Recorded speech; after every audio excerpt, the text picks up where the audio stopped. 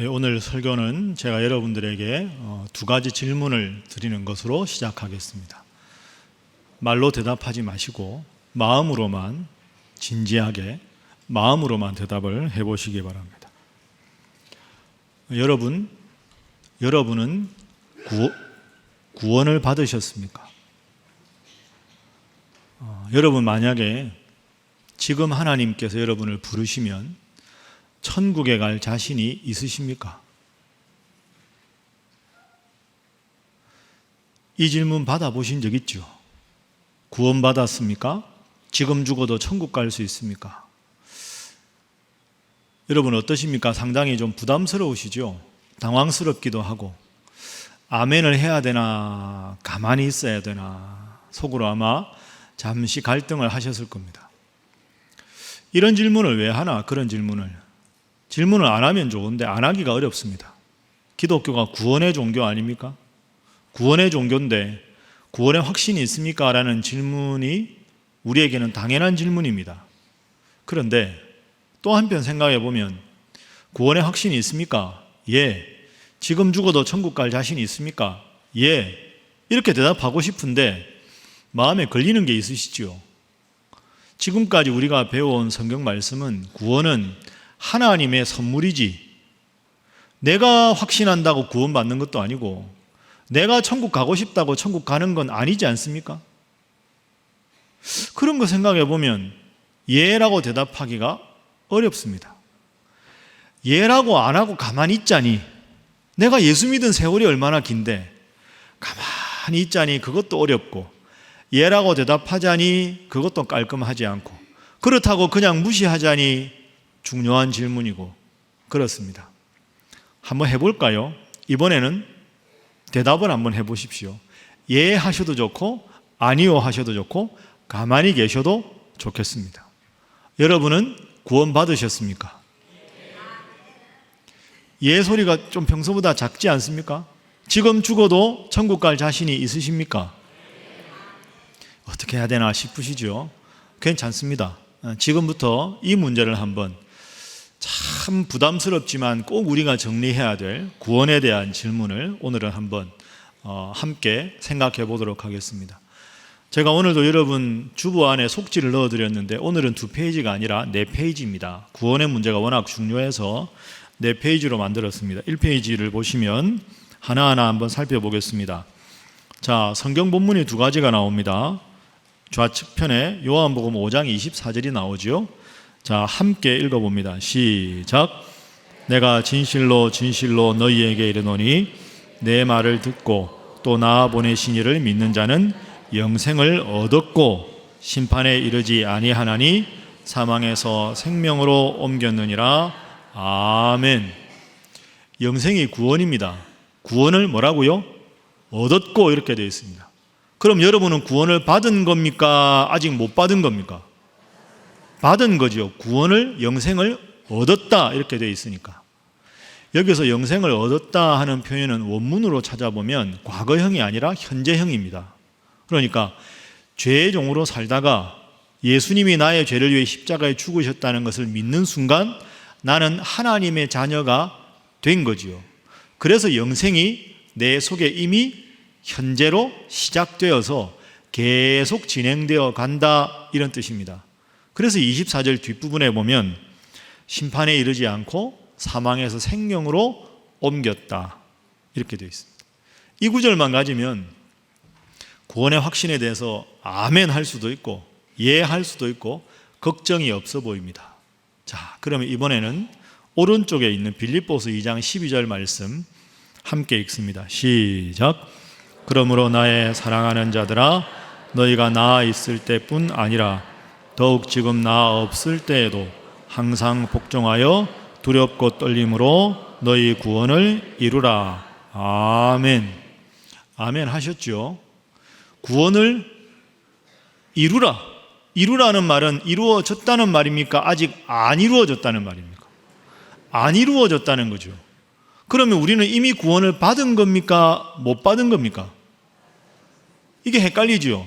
자, 요한복음에 의하면 이미 구원을 얻었고 빌립보서에 의하면 구원을 이루어 가라 그럼 하나는 과거형이고 하나는 미래 계속되는 형인데 이걸 도대체 우리가 어떻게 이해해야 되는가? 자, 이걸 한번 생각을 해보겠습니다. 자, 이 두 상충되어 보이는 본문에 대한 해답이 오늘 우리가 읽은 고린도전서 10장입니다. 고린도전서 10장에 보면 예수님을 구원자로 믿는 우리의 모습을 출애굽과 비유해서 설명을 하고 있습니다. 여러분 1페이지 1 한번 보시죠. 구원에 대한 본문의 비유라고 되어 있습니다. 자, 구약 성경에 보면 출애굽 이야기가 나옵니다. 자, 지금부터 제가 간단하게 설명을 해보겠습니다. 여러분 저를 보시죠. 이스라엘 백성들이 애굽 이집트에서 노예 생활을 430년간 했습니다. 그들이 너무 고통스러워하자 하나님께서 기도를 들으시고 지도자 모세를 보내주셨습니다. 그래서 애굽으로부터 탈출하게 해주셨습니다.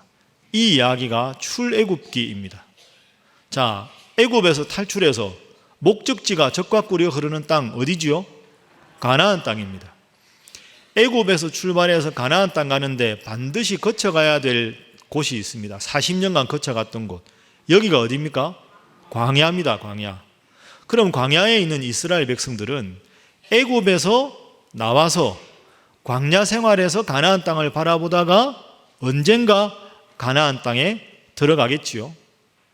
오늘 하나님을 믿고 예수님을 구원자로 믿는 우리가 어디에 있느냐? 우리가 사실은 광야길에 있는 이스라엘 백성과 같다는 겁니다. 광야에 있다는 건 애굽에 있을 때는 430년 동안 종이었습니다. 애굽 사람의 종노릇을 했지요. 이걸 영적인 의미로 생각해 보면 우리가 죄로부터 구원받기 전에는 죄의 종이었다 하는 뜻입니다. 그런데 예수님을 믿어서 이제 광야로 나왔습니다. 자유인이 되었습니다. 이게 바로 요한복음 5장 24절입니다. 너희가 영생을 얻었다 하는 말은 애굽에서 노예 생활을 하다가 탈출을 해서 이제 광야로 나왔다. 노예 생활을 하는 것은 과거의 일이다 하는 게 요한복음 5장 24절입니다. 그런데 여기서 광야에서 매일매일 하나님의 인도하심을 받아서 가나안 땅 가는데 얼마나 걸렸습니까? 40년이 걸렸습니다. 그러니까 지금 당장 가나안 땅 가는 게 아니고 매일매일 애굽에 돌아가려고 하는 유혹을 떨쳐버리고 낮에는 구름 기둥으로 밤에는 불 기둥으로 만나와 메추라기를 먹으면서 늘 하나님의 인도하심을 따라서 광야에서 가나안으로 가야 하는 거죠. 이게 바로 빌립보서 2장입니다. 그래서 이미 죄의 종으로부터는 탈출을 했지만 해방을 얻었지만 하나님을 잘 믿어서 가나안 저 천국에 갈 때까지 믿음 생활을 계속 잘 해나가라. 이 말이 구원을 이루라 하는 말의 뜻이 됩니다. 그래서 정리하면 죄의 종으로부터 나음을 입었다, 해방을 입었다. 이게 영생을 얻었다는 요한복음 5장 24절. 그런데 여기서부터 시작해서 저 천국 가나안 땅 갈 때까지 주님만 바라보며 잘 살아가라. 이게 구원을 이루라라고 하는 빌립보서 말씀의 뜻이 됩니다. 자, 이상의 내용을 정리한 것이 2페이지에 있습니다. 2페이지 한번 보시죠. 구원은 좁은 의미에서는 칭의입니다. 칭의. 한번 따라하겠습니다. 칭의.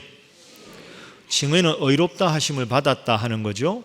죄의 종이었던 우리가 하나님의 자녀가 되었다. 그래서 애굽, 종의 신분, 죄의 종으로부터 해방된 것. 이게 요한복음 5장 24절에 영생을 얻었다 하는 말이고, 넓은 의미로 구원을 생각해 보면 출애굽을 했지만 매일매일 광야에서 가나안 땅을 향해서 살아가야 되는 성화의 과정, 거룩한 삶의 과정을 통해서 가나안 땅에 들어가야 된다.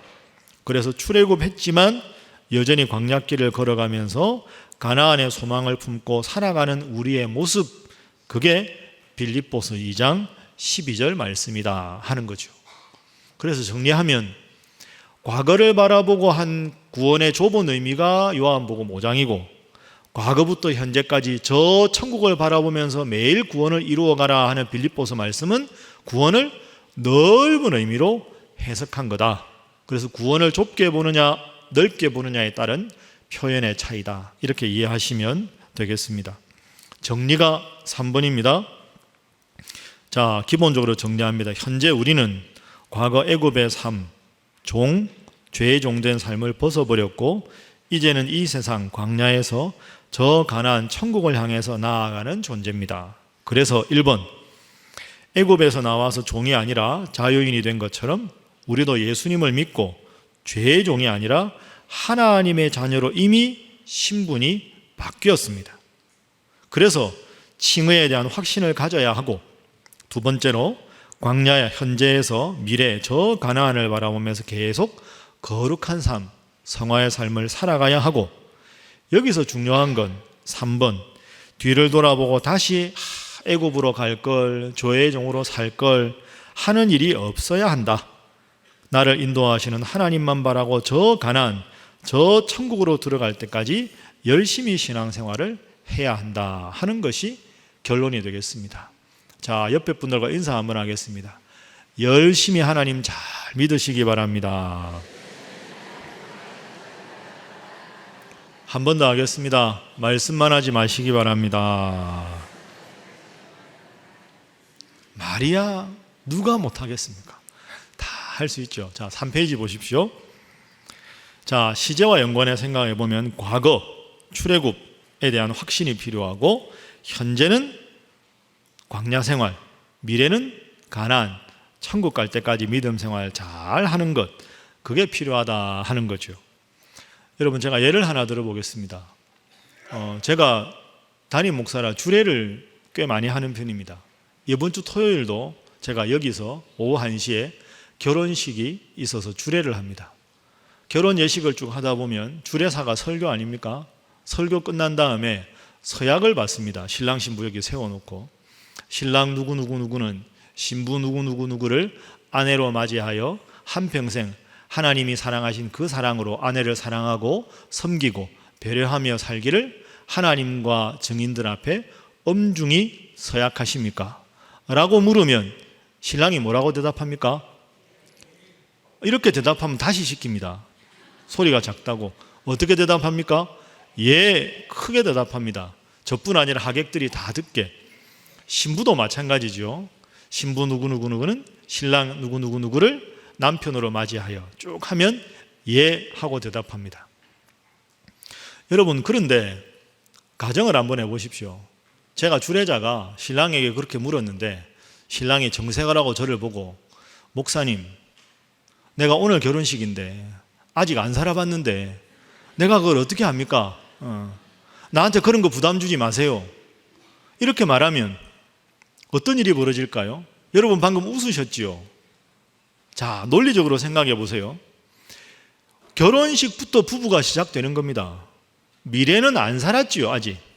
그렇지만 현재, 앞으로 미래에 어떤 일이 있어도 이 여인을, 이 남자를 내 배우자로 평생 사랑하며 살겠다고 현재 미래를 향해서 미리 고백을 하는 겁니다. 미래를 다 살아보고 고백하는 게 아니고요, 현재 결단을 하고 아무리 어려워도 미래에 사랑하는 사람과 더불어 살겠다고 미리 결단하는 거죠. 내가 미래를 압니까? 한치 앞을 모르는 게 인생인데 그 사람은 신랑 신부 자격이 없습니다. 그 고민을 끝내고 결혼식장에 들어와야 그게 신랑 신부지, 그 고민도 거기에 대한 자신 있는 대답도 못하고 어떻게 결혼식장에 들어올 수 있겠습니까? 여러분 마찬가지입니다. 자, 여러분은 구원의 확신이 있습니까? 라는 질문은 우리가 예라고 대답할 수 있습니다. 우선 과거를 생각해 보면 저는 죄로 죽을 수밖에 없었는데 예수님이 나를 위해 십자가에 죽으셔서 예수님이도 하나님의 자녀가 되었습니다. 여기에 대한 확신은 분명히 가지시는 여러분 모두가 되시기를 주님 이름으로 축복합니다. 이건 반드시 우리가 이해할 수 있어야 되죠. 죄로 죽을 수밖에 없었는데 예수님을 믿어 하나님의 자녀가 된 건 분명히 확신할 수 있어야 합니다. 그게 현재 내 모습입니다. 미래는 모르지요. 하나님 잘 믿을 수도 있고 하나님 믿다가 흔들릴 수도 있겠지요. 그러나 결혼식장에 들어와 있는 신랑과 신부처럼, 예, 하나님 죽을 수밖에 없는 저를 구원해 주셔서 예수님을 믿게 하시고 하나님의 자녀로 삼아 주셨으니 제가 앞으로 힘들고 어려워도 세상 바라보지 말고 하나님 바라보면서 하나님 자녀답게 최선을 다해서 살아가겠습니다 그걸 현재 시점에서 미래를 놓고 결단하는 거죠. 그래서 우리는 구원의 확신에 대해서 하나님께서 나를 사랑해 주셨던 그 신실하심을 믿고 네 라고 대답할 수가 있는 것이죠. 아시겠습니까? 연습을 한번 해보겠습니다. 여러분은 구원의 확신이 있으십니까? 아멘 하는 분이 있고 예 하는 분이 있는데 깔끔하게 예로 통일하겠습니다. 다시 합니다. 여러분은 구원의 확신이 있으십니까? 그렇게 대답할 수 있어야 합니다. 현재의 나를 보고 과거를 돌아보고 하나님의 은혜니 미래도 신실하신 하나님 믿고 나가겠습니다. 이 믿음 변치 않는 여러분 다 되시기를 주님 이름으로 축복합니다. 다시 한번 옆에 분들과 인사하겠습니다. 변치 않는 믿음 생활 하시기 바랍니다. 한 번 더 할까요? 잘 하실 줄 믿습니다. 그래서 2번 봅니다. 성경에서 말하는 구원의 확신은 나의 의지는 바뀔 수 있죠. 약합니다. 나의 의지에 대한 확신이 아니라 변함없이 나를 사랑하시고 인도하시는 하나님의 신실하심에 대한 인격적인 신뢰와 확신입니다. 그래서 하나님을 향한 사랑의 마음이 내가 약해서 변할 수도 있습니다. 그러나 그렇게 되지 않도록 항상 성령의 도우심을 구하고 매일 깨어 기도하고 말씀을 읽어야 하는 이유가 여기 있는 것이죠. 그래서 부단히 하나님 말씀 열심히 묵상하시고 열심히 기도하시고 우리 주님 품에 저 천국 가는 그날까지 믿음 생활 잘 하시기를 주님 이름으로 축복합니다. 자, 이제 오늘 본문 말씀을 한번 생각해 보겠습니다. 지금까지 제가 여러분들에게 드렸던 이 말씀의 정리가 오늘 본문에 되어 있습니다. 자, 구약시대에 이스라엘 백성들이 애굽에서 나와서 광야를 거쳐서 가나안 땅을 향해서 가는데 가나안 땅에 들어간 사람보다 광야에서 가나안 땅 못 들어가고 죽은 사람들이 많았습니다. 그래서 바울이 이렇게 말합니다. 우리 조상들은 광야에서 하나님을 잘 못 믿어서 가나안 땅 못 들어갔습니다. 우리는 그러지 맙시다. 우리는 그러지 말고 하나님만 바라보고 잘 믿어봅시다. 이 말씀이 오늘 본문입니다. 자, 오늘 본문 말씀 6절 한번 화면으로 보시죠. 이러한 일은 우리의 본보기가 되어 출애굽 과정에서 광야에서 멸망을 당했던 많은 우리의 선조들은 본보기가 됩니다. 그래서 우리로 하여금 그들이 악을 행하고 하나님을 배반해서 가나안에 못 들어간 것 같이 우리가 되지 않게 하려고 합니다. 11절도 보십시오. 그들에게 일어난 이런 일은 광야에서 있던 일은 우리에게 본보기가 됩니다. 우리는 그러지 맙시다. 그러면 신앙의 선조들인 이스라엘 백성들이 뭘 잘못했는가? 그게 7절부터 10절에 나옵니다. 자, 7절 보십시오. 그들 가운데 이스라엘 백성들 가운데 어떤 사람들은 우상 숭배를 했습니다. 우리는 우상 숭배하지 맙시다. 8절 봅니다. 그 우리의 신앙의 선조들 중에 어떤 사람들은 음행을 해서 심판을 받았습니다. 우리는 그러지 맙시다. 9절. 그들 가운데 또 어떤 사람들은 하나님을 시험해서 심판을 받았습니다. 우리는 그러지 맙시다. 10절. 그들 가운데 어떤 사람들은 원망하다가 심판을 받았습니다. 우리는 그러지 맙시다. 딴짓 하지 말고 하나님만 바라보고 열심히 신앙생활을 합시다. 이렇게 이야기합니다. 자, 우리도 바울처럼 우리 옆에 분들과 인사 한번 하겠습니다. 우리는 그러지 맙시다 하겠습니다. 그렇죠?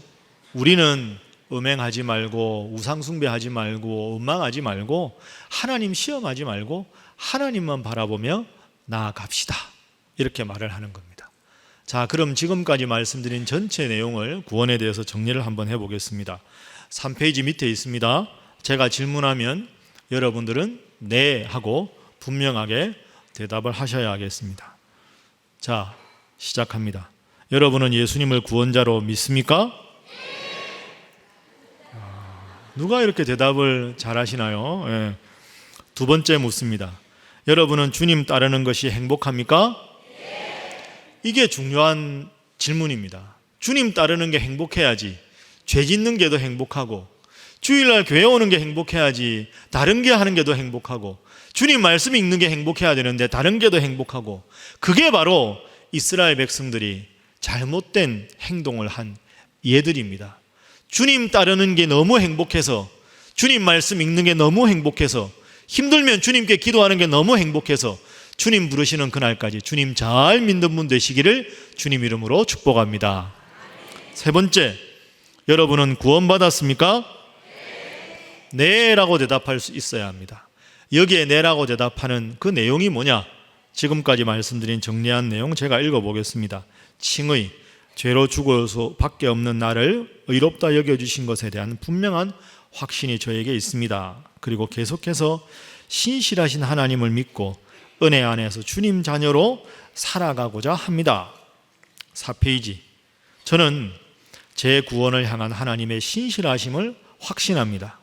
그러나 구원은 하나님의 은혜로 되는 것이고, 또 저는 연약한 죄인이니 성령을 의지하고 나아갈 뿐입니다. 이 말이 네라는 대답에 포함된 성경적인 의미가 되겠습니다. 또 하나 더 생각할 게, 여러분 구원받았다고 해서 죄를 안 짓습니까? 죄 짓습니다. 마르틴 루터에 의하면 우리는 죄 짓는 공장입니다. 얼마나 많은 죄를 짓는지 모릅니다. 여러분 이게 중요한데요, 우리가 구원받았다고 해서 죄를 안 짓는 게 아닙니다. 죄의 종이었다가 하나님 자녀가 된 신분이 바뀐 거지, 죄의 습성이나 죄의 충동까지 다 해소된 건 아니다. 그걸 꼭 기억하셔야 합니다. 비유가 있죠. 출애굽을 해서 광야로 나왔으나 애굽으로 돌아가고 싶은 마음이 여전히 남아있는 이스라엘 백성과 같습니다. 다만 더 이상 죄를 지어도 죄가 우리를 정죄하고 단죄할 수 없다는 뜻이 됩니다. 자, 마지막 질문입니다. 여러분은 지금 죽어도 천국에 갈 수 있습니까? 네 라고 대답하시는데 네에 대한 대답이 있습니다. 예, 저는 약하지만 신실하신 하나님께서 저를 지키시리라는 확신이 있습니다. 저는 이 말을 어떠한 죄를 마음대로 지어도 천국 갈 수 있으니 내키는 대로 죄 지으며 살아가겠다는 뜻으로 하지 않겠습니다. 다만 저는 주님 안에서 오직 주님 원하시는 삶의 길을 걷고자 주님의 도우심을 늘 구하며 오늘도 나아갈 뿐입니다. 이게 여러분 고백입니다. 지금 죽어도 천국 갈 수 있습니까? 이 질문을 잘못 이해하면 네, 내가 맞습니다 이러면, 그럼 나 이제 천국 가는 티켓은 끊어놨으니까 마음대로 죄짓고 마음대로 하나님을 배반하고 살아도 천국은 가겠다. 그거 아닙니다. 그건 복음이 아닙니다. 그건 성경적인 게 아닙니다. 예수님은 내가 구원받고 내가 천국 가기 위해서 하나밖에 없는 그 아름다운 목숨을 나를 위해 죽어주셨는데, 그 하나님의 은혜를 생각하고 예수님의 십자가 사랑을 생각하는 우리라면 부족하고 어려워도 하나님 뜻대로 살려고 노력해야지, 천국행 티켓이 딱 있다고 해서 온갖 죄를 마음껏 짓고 하나님 마음껏 배반하고 그래도 천국 가는데 문제없다, 남들 돌보지도 않고 세상 돌보지도 않고 중보하지도 않고 나만 잘 되려고 하는 사람, 그러면서 내가 잘 되기 위해서 다른 사람들을 다 안타깝게 만들고 상처 주면서도 아무 문제 없다, 그건 복음이 아닙니다.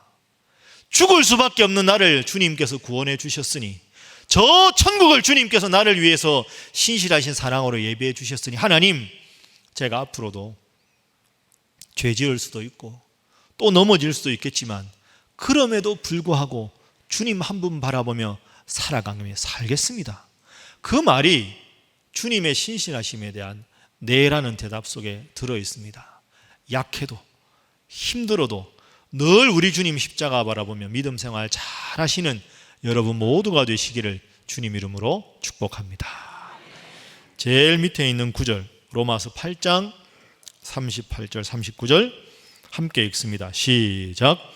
내가 확신하노니 사망이나 생명이나 천사들이나 권세자들이나 현재일이나 장래일이나 능력이나 높음이나 깊음이나 다른 어떤 피조물이라도 우리를 우리 주 그리스도 예수 안에 있는 하나님의 사랑에서 끊을 수 없으리라. 아멘. 자, 가슴에 손을 한번 대보시죠.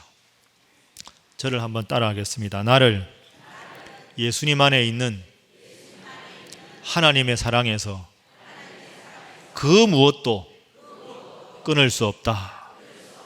여러분 믿습니까? 이게 정말 중요합니다. 내가 비록 가진 게 없어도, 믿음이 많지 않아도, 참 보잘것 없어도, 내가 나를 봐도 한심하고 답답해도, 그러나 하나님은 여러분을 사랑하셔서 예수님을 보내시고 예수님의 십자가 죽음으로 나를 구원받게 하셨습니다. 그 사랑은 그 어떤 것도 끊을 수 없다. 내 인생은 하나님께 달려있다. 하나님의 사랑이 나와 함께한다. 이 믿음 늘 간직하시고 이 주님 바라보며 살아가시는 여러분 모두가 되시기를 주님 이름으로 축복합니다. 여러분 마지막으로 오늘은 어버이 주일입니다. 다들 느끼시겠지만 자식은 부모님 기력이 점점 쇠하고 연로해 가신다는 것에 대한 안타까움이 있습니다. 그리고 여러분들 중에 많은 분들은 이미 부모님 가셔서 살아생전에 더 잘 해드리지 못한 것에 대한 죄송한 마음이 다 있습니다. 마지막으로 이 질문을 한번 정리해 보겠습니다. 여러분 자식 입장에서 부모님께 할 수 있는 최고의 효도가 무엇일까요? 부모 입장에서 자식들에게 물려줄 수 있는 최고의 선물이 무엇일까? 저는 이것이라고 생각합니다. 부모님이 자녀들에게 할 수 있는 최고의 선물은 얘들아, 예수 잘 믿어라. 우리 가족들 그래서 전부 천국에서 다시 만나자. 이게 최고의 자식에 대한 사랑입니다. 자식이 부모에게 할 수 있는 최고의 효도가 뭘까요? 어머니, 아버지, 하나님 믿으세요. 예수님 믿으세요. 하나님 자녀가 되셔서 저 천국에 가세요. 그 믿음을 부모님들에게 드릴 수 있는 것이 가장 중요한 효도입니다. 여러분은 이 세상에서 살아가시다가 인생을 마감할 때 제일 마지막으로 한마디만 더 유언할 수 있다면 무엇을 유언으로 하시겠습니까? 저는 신일교회 담임 목사로서 우리 신일교회 성도라면 마지막 유언은 다 똑같은 유언을 했으면 좋겠습니다. 그 유언은 이겁니다. 여러분 각자 자식들에게 자녀들에게 하고 싶은 거 알아서 다 하시고 맨 마지막에 꼭 이 유언을 하십시오. 자, 나는 이제 하나님 부르셔서 천국에 간다.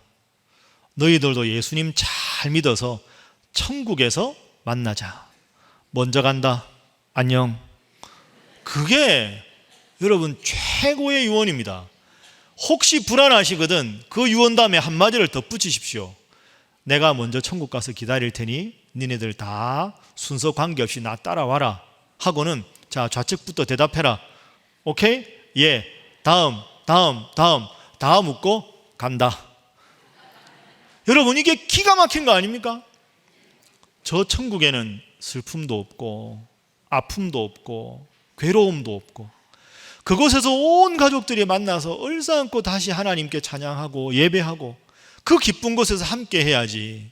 그 천국의 소망을 여러분 자녀들과 자손들과 함께 나누어서 모두가 함께 저 천국에서 하나님 찬양하며 행복하게 지내는 것, 부모님께 그 천국의 신앙을 드릴 수 있는 것이 최고의 효도고, 그리고 부모님 입장에서 자녀들이 그 천국 소망을 갖고 살아가게 하는 것, 슬플 때마다 내 사랑하는 부모님은 천국에 계시다는 믿음으로 위로 얻을 수 있는 것, 자녀에게 줄 수 있는 최고의 선물이 아니겠습니까?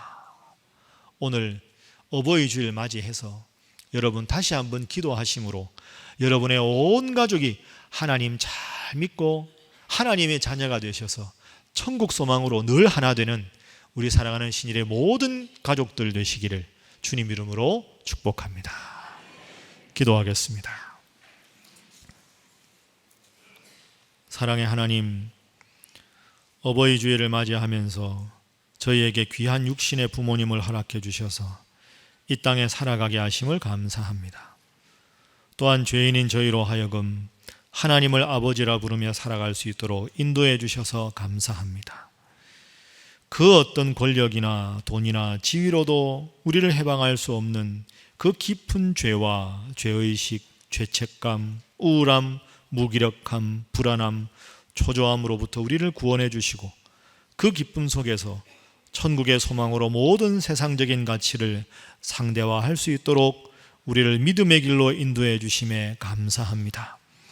사랑의 주님, 주님을 믿고 죄로부터 자유함을 얻고 저 천국 바라보며 살아가는 이 성화의 삶이 정말 기쁜 삶이라고 평생 고백하며 감사하며 살아가게 하여 주옵소서. 하나님의 신실하심에 의지하여 부족한 나를 받아주신 주님 은혜 늘 감사하며, 비록 가진 것이 많지 않고 배운 것이 많지 않고 나보다 부러운 환경에 있는 많은 사람들이 있어도 열등감 갖지 않고 오직 예수 소망으로 우주의 섭리자 하나님을 아버지로 부르는 한량없는 기쁨과 감사로 이 세상 당당하게 살아가게 하여 주옵소서. 예수님의 이름으로 기도하옵나이다. 아멘.